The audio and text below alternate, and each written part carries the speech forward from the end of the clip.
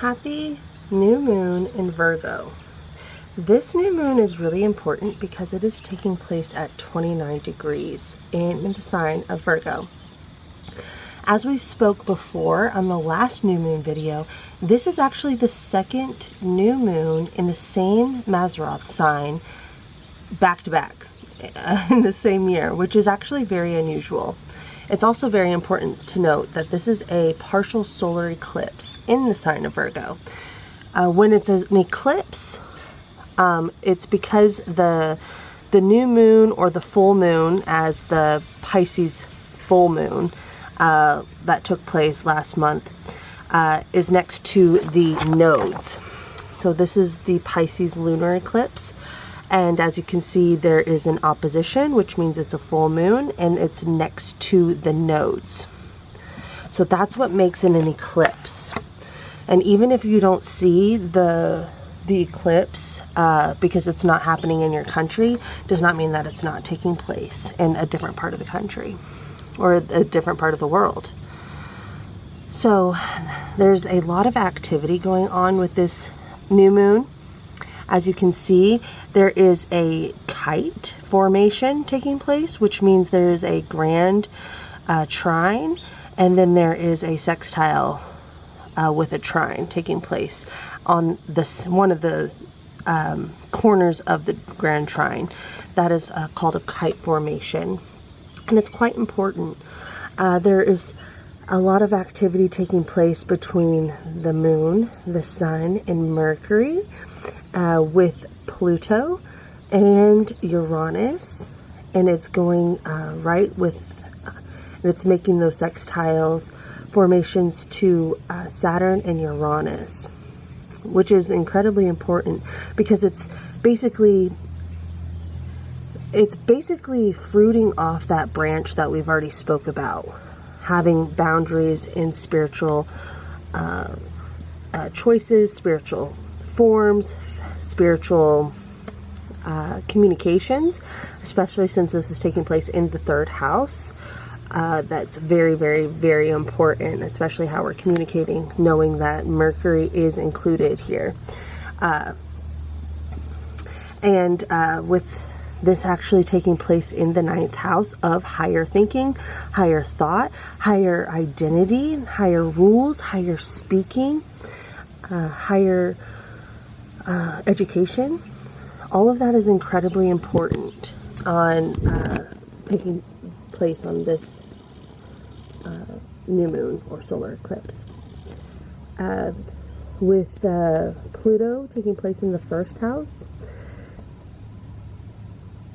it's actually still in the 1st house. You can see with the lines here.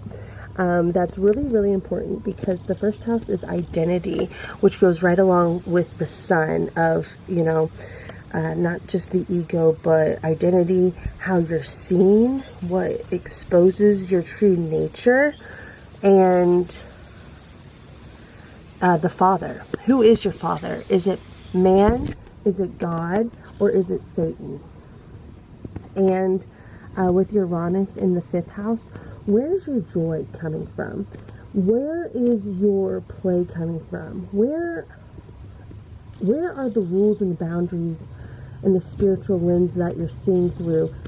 What does it have to do with your children? Have to do with your entrepreneurial goals and ambitions, and the way that you're taking care of your inner self, your inner child, how you are collaborating with the divine and the creator of creators. How are you creating, which is also the 5th house, a transformational understanding of yourself, your identity, your feelings?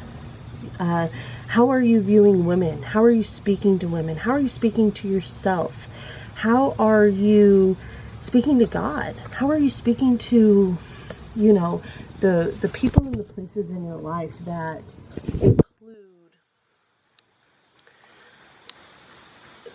include, how you are understanding who you are, how, the transformations that are taking place in your mental capacity, in your body, in the way that you express yourself, in the way that you speak. How is that coming together in joy? How is that coming together? How are you cultivating and stewarding joy, creativity? And how is this coming together with a spiritual lens? Are you being deceived with Neptune being here? Is there a sense of too much no, not enough play? Is there a sense of needing of a transformation in the way that you witness and recognize and feel and speak about the boundaries, the romances, the intimacy between you and your higher power? God, King of Kings, Lord of Lords, Christ, Yeshua. How is that all taking place? And how can you refine it even more so? With the moon growing bigger after this day, it will be, expanding, reflecting the sun even bigger and bigger and bigger. And then eventually it will become in opposition and it will be fully exposed. And it's important to know that what we're doing right here, right now, is not only a culmination, but it's also a new beginning.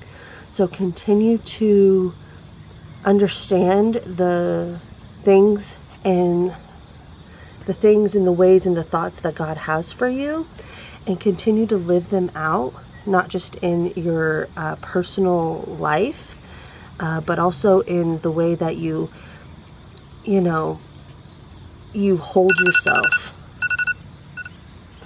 the way that you hold yourself in accountability with your creative goals, aspirations, your entrepreneurial,